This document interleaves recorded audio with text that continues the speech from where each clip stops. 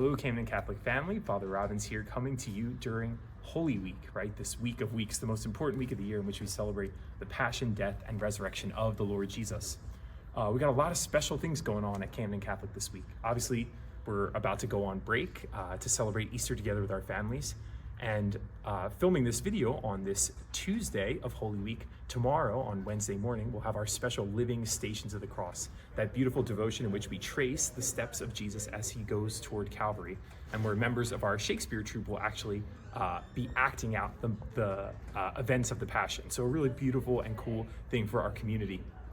I remember for myself as a high school student, this being kind of the week that changed me in a lot of ways, that made me for the first time recognize how important my faith was to me as I was going through some difficult situations in my own family, recognizing in hearing the story of Jesus' passion, death, and resurrection, that somehow my sufferings in my family must make sense in light of what he is going through, that somehow my story is part of his story.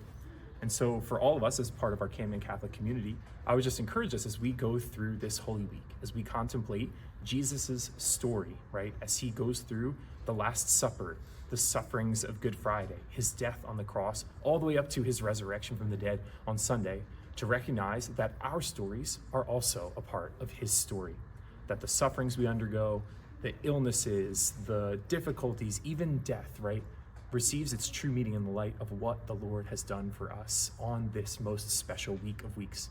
And so, my friends, as we continue to go through this Holy Week, I would just encourage all of us maybe to crack open our Bibles and to read the stories of Jesus' passion, death, and resurrection. And most importantly, to go to church this week, to spend some time in prayer and worship of the Lord, and to contemplate his story, recognizing how all of the sufferings of our lives receive their true meaning in his sufferings. And that, as he rose from the dead, so too does he offer us the glory of a new life.